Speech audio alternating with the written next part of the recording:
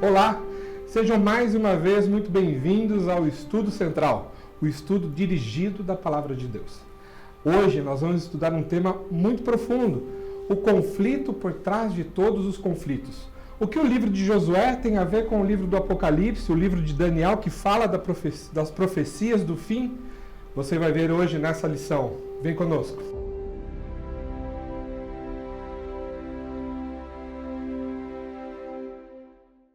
Olá mais uma vez, que bom que você está aqui conosco. Mais um estudo da Palavra de Deus, nesse estudo central que foi preparado todinho só para você que nos assiste. E você que está nos assistindo pela primeira vez, não está inscrito ainda no canal, aproveita agora, vai lá, se inscreve, ativa o sininho.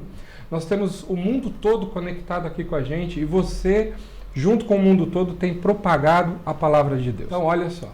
Mais uma vez, deixe seu comentário aqui, coloque seu nome, que nós vamos sempre lembrar aqui, mandar um abraço especial para você que está aqui nos assistindo. E hoje o abraço especial aqui vai todo para o Nordeste brasileiro. E olha só que legal, nós temos aqui o Cícero Soares. Cícero, aquele abraço gostoso para você, lá de Queimadas, na Paraíba. Nós temos a Maria Damasceno, de Tomé Açu, no Pará. Nós temos também o Nildo do Carmo, de Caxias, Maranhão, a Nelma Ferreira, de Belo Jardim, Pernambuco. Olha só que gostoso, o Nordeste aqui com a gente, compartilhando a Palavra de Deus, estudando a Palavra de Deus. E também nós temos do Moçambique, Léozio Alfiado. Léozio, parabéns por estar aqui conosco, compartilhe esse vídeo aí também na sua comunidade. Eu tenho certeza que Deus vai alcançar o Brasil, a África, o mundo, através dos nossos compartilhamentos, através aí da nossa lição aqui do Estudo Central. E como sempre, a gente nunca faz o estudo sozinho, né? Porque até seria chato ter uma pessoa só falando, né? Não, a gente traz aqui convidados especiais e hoje nós temos aqui convidados mais que especiais. Nós temos aqui a presença do pastor Osmar Borges, pastor da nossa igreja aqui central de Sorocaba, e ele está aqui conosco mais uma vez para compartilhar. Pastor, muito obrigado por estar aqui com a gente, para compartilhar mais um estudo central. Olá, Anderson, eu que agradeço o convite de voltar aqui a esse local maravilhoso de estudo da palavra. Para mim é sempre um privilégio estar aqui compartilhando e aprendendo, né, com você. E com você também, que nunca nos abandona, não nos abandone, esteja conosco. Se você não fez a sua inscrição no nosso canal, faça isso agora. Se não compartilhou esse link, compartilhe com mais pessoas e não deixe de ativar o sininho também. Seja bem-vindo. E olha que privilégio ter aqui também o pastor Fernando Iglesias. Quem sabe do pastor Fernando Iglesias já acompanha, já está lá no canal dele do YouTube, no Instagram também. Conhece o pastor Fernando, hoje a gente tem o privilégio de estar aqui com ele. E pastor Fernando, muito obrigado por aceitar esse convite e estar aqui para compartilhar mais essa lição. Obrigado, Anderson, obrigadão. É meu privilégio estar aqui com você também. Bom que a gente se encontra aqui para estudar a Palavra de Deus, né? Para aprendermos juntos, para trocar ideia. Muito bom estar aqui com você, fica aí com a gente.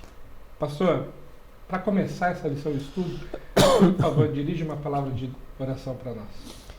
Deus amado, nós vamos abrir aqui a Tua Palavra mais uma vez e a gente sabe que existe luz do céu na nossa mente e no nosso coração quando a gente faz isso. Então, Pai, por favor, que essa luz nos iluminando possa nos dar força para seguir o nosso caminho por onde o Senhor deseja. Em nome de Jesus, oramos. Amém. Amém, amém.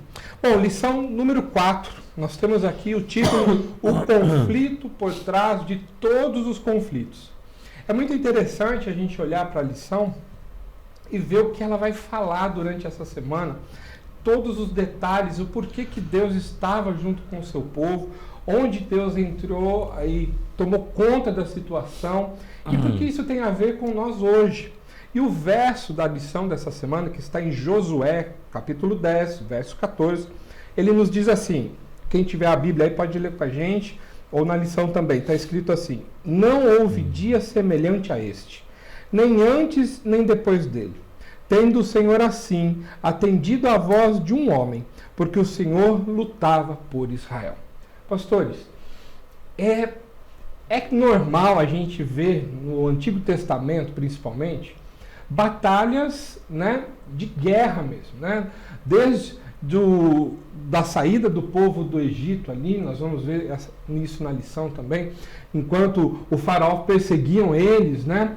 Aí teve a intervenção de Deus, os egípcios foram mortos, engolidos pelo Mar Vermelho, e com o passar depois dos 40 anos do deserto, a primeira ação do povo de Deus dentro da terra foi fazer um cerco na cidade de Jericó, né? E aquele cerco dava a entender que o povo de Jericó estava sendo, assim, preparados para a guerra. Mas a gente sabe que, lendo na Bíblia, no livro de Josué, o povo de Deus caminhava, ele não atacava, né? Não foi assim algo intenso, foi no caminho, no final, dando spoiler aqui já, né? Jericó, as muralhas de Jericó caíram pelo clamor do povo, pelo som das trombetas e tudo mais. Só que a gente vê também momentos de conflitos intensos de Deus contra mesmo, mostrando que você tinha que ir lá e aniquilar o povo de Canaã. A pergunta que eu quero fazer para vocês: essa guerra que Deus estava à frente, ela poderia ter sido evitada? Quero começar com essa pergunta. Dava para ser evitada a guerra? Realmente, assim, o tema de hoje que nós vamos estudar, ele nos traz coisas assim, ideias meio controversas, né? O povo de Deus lutando. Pior, o próprio Deus arriscando o seu caráter amoroso, bondoso, se metendo em briga, em treta, confusão mesmo das grandes, né? A gente vai estudar isso durante essa lição. Agora tem um ponto que é importante, muito relevante para mim, é que esse povo está voltando para casa. Esse é um ponto interessante. Eles estão voltando. Lembra que eles, antes de serem escravos 430 anos, eles estavam lá. A terra de Canaã era deles. Exatamente. Então eles estão voltando para casa. Aí chegou um movimento lá, que eu não vou dar siglas aqui, né? E chegou lá e se apossou da terra. E eles agora estavam voltando para casa, né? Isso é interessante. Então, poderia ser evitada? Poderia ser evitada. Deixa eu voltar um pouquinho, né? Por favor. É interessante assim a gente ver como é que Josué, que estava liderando o povo, ele não tinha a mínima ideia do que fazer no passo seguinte, certo? Verdade. Sempre Deus guiando, Deus guiando, Deus guiando. Aí eles passam o Rio Jordão, Deus instrui até ali, aí de repente aparece Josué tendo passado o Rio Jordão. E agora fica assim, você acha que o Josué sabia o que fazer? Não tinha ideia do que fazer. O próprio fato dele estar na beira do rio, parado ali, sozinho, está dizendo que ele estava pensando em alguma coisa, o que podia acontecer. Ele não tinha a mínima ideia. Então, eu me lembrei, né, de uma igreja para onde eu fui ser pastor, e era uma igreja muito grande. E quando eu cheguei lá, eu não tinha a mínima ideia do que fazer. E fiquei conversando com Deus muito tempo, né? E eu tinha um pastor auxiliar muito hiperativo, né, muito ativo. E ele, 3 meses, pastor, qual é o plano para a igreja? Ainda não vou apresentar, espera um pouco que ainda... 4 meses, pastor, e agora, qual que é o plano? Calma, ainda não, né? 5 meses, digo, rapaz, eu não falei porque eu não sei. Mas como, o senhor não sabe? Então quem sabe? É Deus, Deus é que sabe, né? Só lá para o final do primeiro ano é que Deus foi dizer o que deveria ser feito lá naquela igreja, né? Então a gente não sabe mesmo, e Josué não sabia. Aí eu quero chamar a atenção para 2 coisas. Primeiro, eles estão ali, passa, aí dá a impressão, agora vamos atacar. Deus, espera aí. Primeira coisa, vai circuncidar o povo, vai participar da Páscoa, entende? Deus tem as etapas dele, pede calma em tudo, né? Calma. E ele vai priorizando as coisas. E aí a primeira coisa é assim, Josué está lá e ele ergueu os olhos e olhou. Dá a impressão que é uma coisa até meio repetitiva, né? Mas é porque a maioria de nós seres humanos não tem visão espiritual mesmo. A gente não tem. E Josué teve visão espiritual. Ele ergueu os olhos e olhou. E quando ele olhou, ele já viu que tinha alguém diferente ali, né? Era alguém diferente. E aí ele faz aquela pergunta: você é dos nossos ou é dos deles? Para ele só tinha dois times, só 2 lados, né? Só tinha dois partidos, né? Você é dos nossos ou é dos deles? E Jesus assim, nem daqui nem dali, né? Eu sou o príncipe do exército do Senhor. Então, aí chega na onde você tinha colocado, que a gente pode continuar daí em diante, né? Mas o fato de que aquilo que ia acontecer ali, ele era tão importante que o próprio Deus estava ali presente, dirigindo, né? E assim, o mais importante aqui, a lição diz, né? Não era saber de qual lado ou a qual lado Deus pertencia. Era saber se Josué estava do lado de Deus. Quem estava do lado de Deus? Quem está do lado de Deus? Então, essa preparação, o que eu entendo dela estudando a lição, é como se o povo tivesse mudado a atitude no deserto, os 40 anos, a uma atitude egípcia, porém ainda carregava algo que podia atrapalhar os planos de Deus para eles. Então, por isso que eu vejo que o pastor Fernando bem colocou, houve um preparo da situação, um preparo físico, mas lembrando o espiritual, né? Por que lembrar da Páscoa, né? Por que celebrar a Páscoa, né? Antes de entrar, Deus estava mostrando ali qual era o real sentido de tudo aquilo, ou tomar de volta o que era deles, né? E a pergunta aqui da lição, achei muito interessante, do final do domingo, que diz assim: que conforto podemos e devemos obter sabendo que o príncipe do exército do Senhor, que está sempre ali, né, no mundo espiritual, muitas vezes ele até se mostra, como fez com Josué, fisicamente, eu estou aqui, né, está trabalhando em defesa do seu povo hoje, pastor Osmar. A gente vê no livro de Daniel, por exemplo, a palavra Miguel vai aparecer algumas vezes, vai aparecer em Apocalipse, como a lição vai trabalhar. E Jesus, quando ele veste o uniforme de batalha, o que aparece é que o nome de guerra é Miguel. Então, aquele encontro foi importante por alguns aspectos. O primeiro, o comandante chegou. Você não vai liderar nada. Olha como é que eu estou. Eu vim para cá com a espada desembainhada, eu já estou aqui para lutar. Então, você não vai precisar lutar, porque eu luto suas batalhas, como lutei com Daniel, por Daniel, quando lutei no livro de Judas por Moisés, quando expulsei Lúcifer do céu, que a gente vai trabalhar sobre isso aqui. Então é importante Jesus chegar e dizer assim: eu vou lutar por vocês, então eu vim para cá. Então agora eu preparei você para lutar contra o inimigo. O inimigo não são os cananitas, não são, é você mesmo. Vocês foram os maiores inimigos, vocês se sabotaram. Já era para vocês estarem aqui há pelo menos 40 anos, mas vocês se sabotaram. Então, eu quero saber se você está do meu lado agora, ou se você quer fazer algumas coisas, que até o próprio Moisés fez, ferindo a rocha, ou se você deixará que eu lide por você. Isso é muito importante, porque é possível que esteja alguém assistindo a gente aqui, doido para lutar, já está com as armas prontas, já está com processo para jogar na justiça, mas você já parou para analisar que o mesmo Cristo está do seu lado, querendo fazer do jeito dele, e o jeito dele é melhor? Então, muita coisa poderia ter sido evitada se a vontade de Deus fosse feita. E na nossa vida não é diferente. Posso fazer um gráfico aí, né? Uhum. Então, vamos pensar Deus, um Deus de amor, criando as pessoas livres, os seres livres. Primeiro, os anjos, né?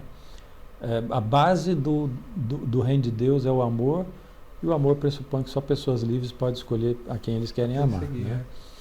E aí entra o pecado no céu e o conflito se instala, né? Um acusador, né? Agora a terra está na mão do usurpador, não está mais na mão de Adão e Eva, do homem. E aí eu vejo Deus falando assim: olha, Houston, nós temos um problema, né? Aí ele pega e bota o santuário dele aqui, que é o primeiro lá o altar, né? Que é o cordeiro. Toda pessoa que pertence, morando aqui, vivendo nesse mundo, pertence ao reino de Deus, ele era aquele que imolava o cordeiro. Aí depois Deus bota o santuário, que é o quartel-general dele aqui, e agora, né, o deserto todo carregando, e agora Deus vai ter como propriedade um povo, né, um país, uma nação. Então isso aqui é muito importante, porque é Deus recuperando das mãos do usurpador e daqueles que seguem o usurpador, recuperando a posse do planeta Terra, que acontece ou é resgatado totalmente na morte de Jesus. Então nós estamos num momento muito importante da história, não só desse mundo da Terra, do universo também. Então, só um detalhe, sim, professor, só para completar aqui, pastor Fernando. Então, quer dizer, Jesus, quando ele morre, ele não toma de volta a terra, mas sim aqueles que acreditam nele. É mais ou menos por aí, né? Olha, a terra ela vai ser restaurada, ela faz parte disso. Do processo. Né? Ela faz parte disso, mas por que sim a isso que você respondeu? Porque sempre é a conversa de Satanás com Deus ali em Jó, né? Da onde você vem? Venho do meu domínio, que é a terra, e Deus diz para ele, olha, lá no teu domínio tem um cidadão do meu reino, que é Jó. Então, eu imagino sempre um planeta escuro, dominado pelo usurpador, e os pontinhos de luz que são aqueles que escolheram Deus. Aí vem Jesus. Era para inverter isso, né? Era para ser um planeta todo de luz com alguns pontinhos pretos daqueles que não querem pertencer a Deus, mas o ser humano continua ainda na sua maioria negando a Deus. Então tem a ver bem mais com as pessoas do que com o planeta. O planeta vai ser devolvido ao homem depois. Depois, né? Exatamente. Pastor Osmar. Nós somos tentados a ver esse conflito sempre de forma física. Então, se você pega aqueles que estão esperando o retorno de Jesus, a gente está preocupado com guerra, com decreto, com morte, com perseguição, fazer bunkers e fugir, etc. Mas esse conflito ele é ideológico. Veja o que aconteceu no céu. Satanás, Lúcifer sabia que ele não tinha nenhuma chance contra Deus, fisicamente. Porque ele é um querubim, um anjo de 4 asas. Você tem, antes de chegar a Deus, você tem pelo menos um serafim que tem 6 asas, como diz Isaías capítulo 6, o verso 2. O exército de Deus, que tamanho é? Então não é físico, é ideológico. Por quê? Com base no livre-arbítrio. O livre-arbítrio dá essa possibilidade. Então se começa uma argumentação teológica e ele perde essa argumentação teológica. Essa argumentação, essa ideológica, ela vem para o planeta aqui. E o conflito entre a serpente e a mulher é ideológico. E hoje nós estamos vendo no meio de muita ideologia. Muita coisa que está tirando as nossas convicções. E aí o conflito para nós é muito mais espiritual ainda. A gente tem que ter essa ideia. Então a lição vai trabalhar de que alguns estudiosos atribuem isso, não, essas são questões físicas. Esse inimigo de Deus é descrito por Isaías, por Ezequiel, era um rei. Mas como pode ser um rei, por exemplo, de Babilônia? Como é que ele podia estar no céu? Sim, tem muita gente que discute isso, né? Que o rei de Babilônia e o rei de Tiro eram momentos históricos. Exatamente. Não era algo real que está acontecendo. Então, o profeta ali, Isaías e Ezequiel estão descrevendo aqueles inimigos de Deus físicos. Então, como é que Tiro podia morar no Éden?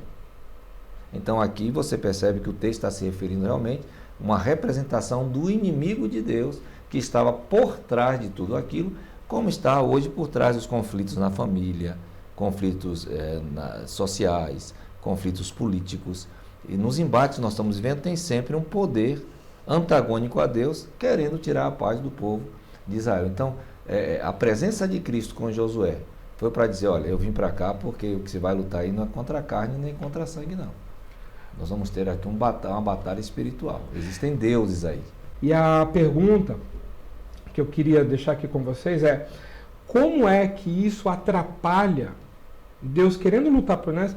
Como isso, e nós queremos o tempo todo tomar a frente de Deus, como isso atrapalha o nosso processo de salvação? Como que ele faz a gente até se desviar do processo de salvação junto com Deus hoje? Eu creio que essa permissão que a gente vai dando, o volante do carro, a conta bancária, a direção da família, a vida profissional, intelectual, as coisas, sejam elas grandes ou pequenas, que vão sendo concedidas ao governo de Deus, vão nos fortalecendo. A gente vai aprendendo a confiar, porque fé não é sentimento.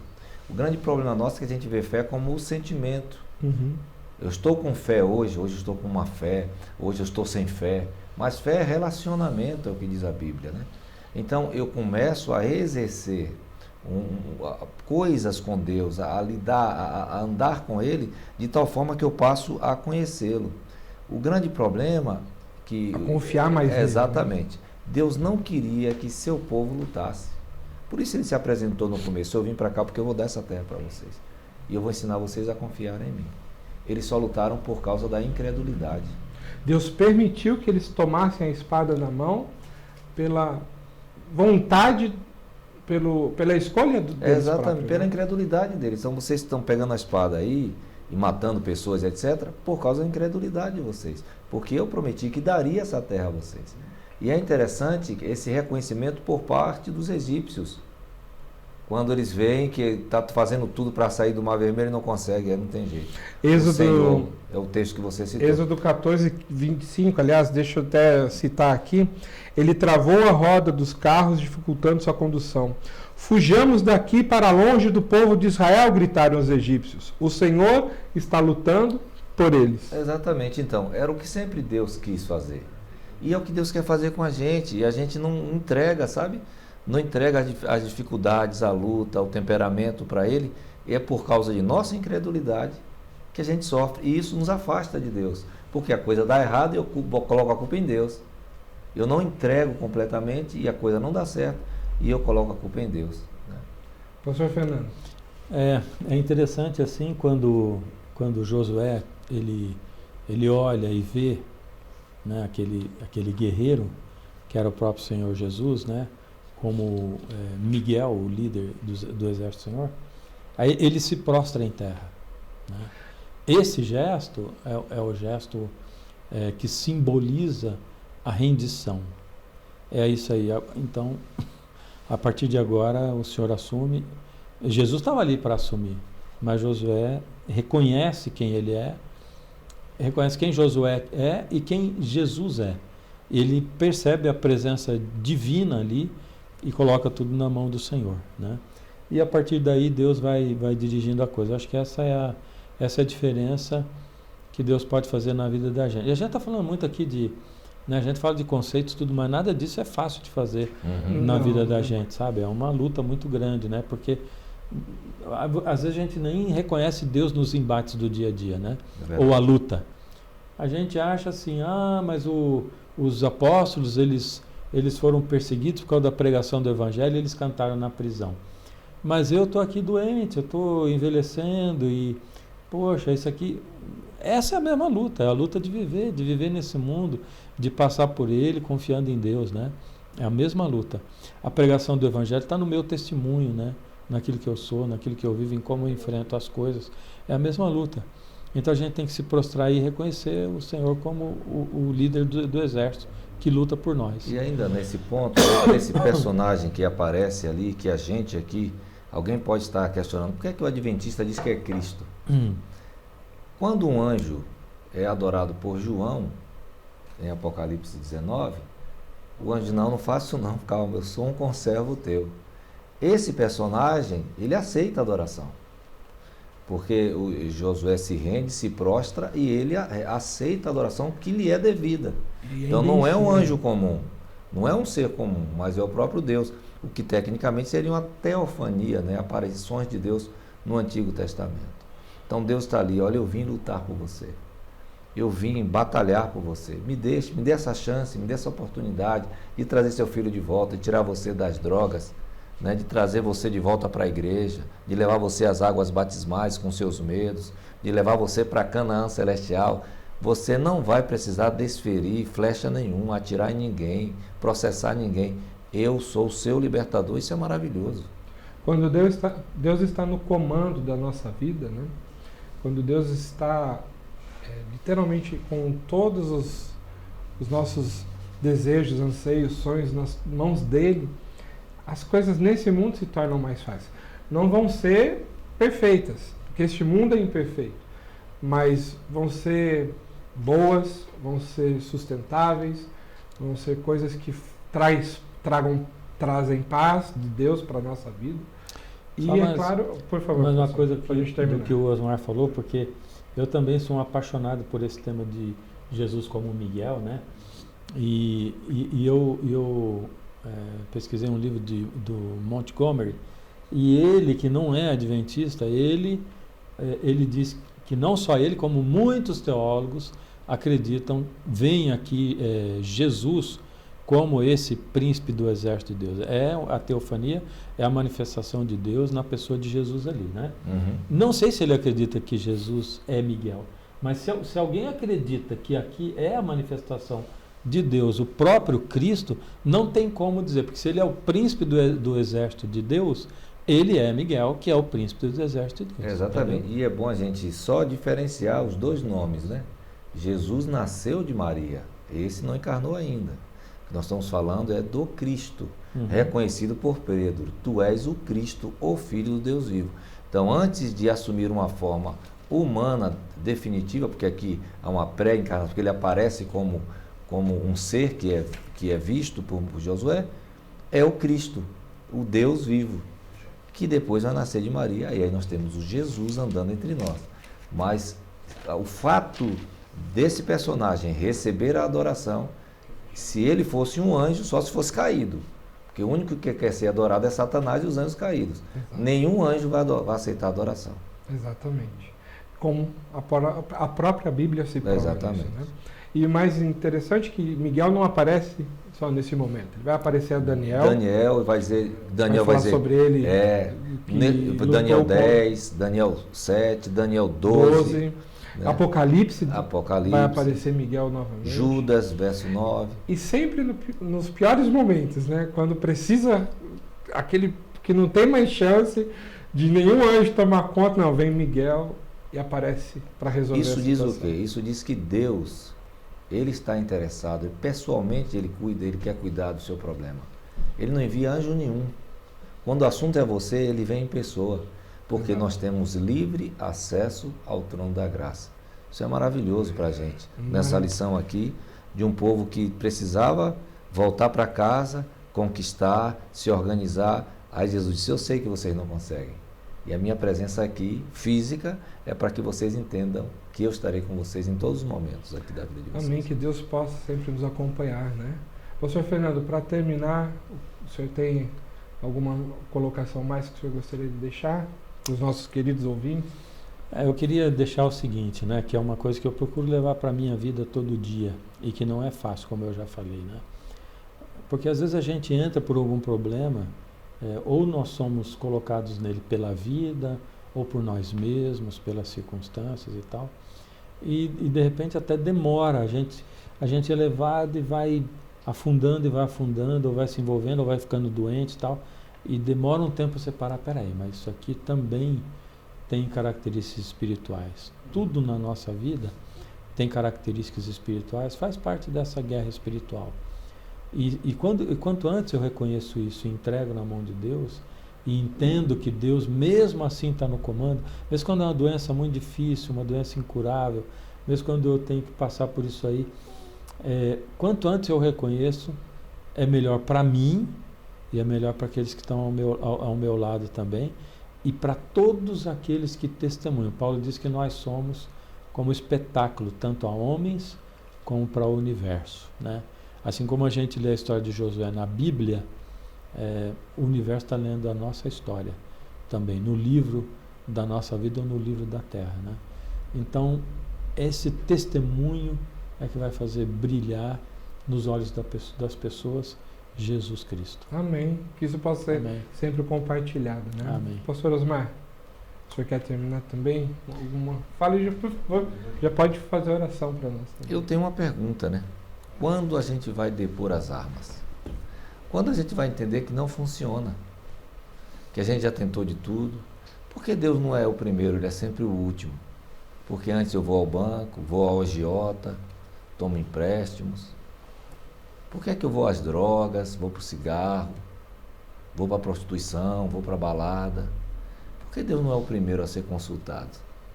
Ele está sempre colocando à disposição, como fez com Josué, e está fazendo contigo agora. No momento mais difícil da sua vida, você pode perceber, Ele está aí. Vamos depor as nossas armas e vamos permitir que o Senhor lute as nossas batalhas. Vamos orar. Senhor nosso Deus, muito obrigado. Muito obrigado porque o Senhor está se manifestando hoje em nossa vida, como se manifestou na vida de Josué. No momento mais difícil, Moisés tinha morrido e ele estava indo para a sua primeira conquista, da primeira cidade. Ele não sabia o que fazer, ele estava na beira de um rio, esperando uma resposta. E o Senhor veio e trouxe a resposta para ele. Muitos estão hoje na beira do rio da vida. Nós estamos no vale da decisão. Nos ajude a nos entregar ao Senhor e permitir que o Senhor vença por nós. Que nós não precisemos pegar em armas. Que o Senhor nos dê a vitória. Em nome de Jesus. Amém. Amém. Bom, o conflito dos conflitos está acontecendo, mas o nosso Senhor, Cristo, até vestido de Miguel, Ele pode vir e nos salvar. Ele está pronto para aceitar o seu coração hoje, não deixe para depois. Acompanhe-nos nos estudos da lição, acompanhe-nos no canal do YouTube, esteja sempre abrindo a tua Bíblia e estudando a palavra de Deus. Muito obrigado e nos vemos no próximo estudo.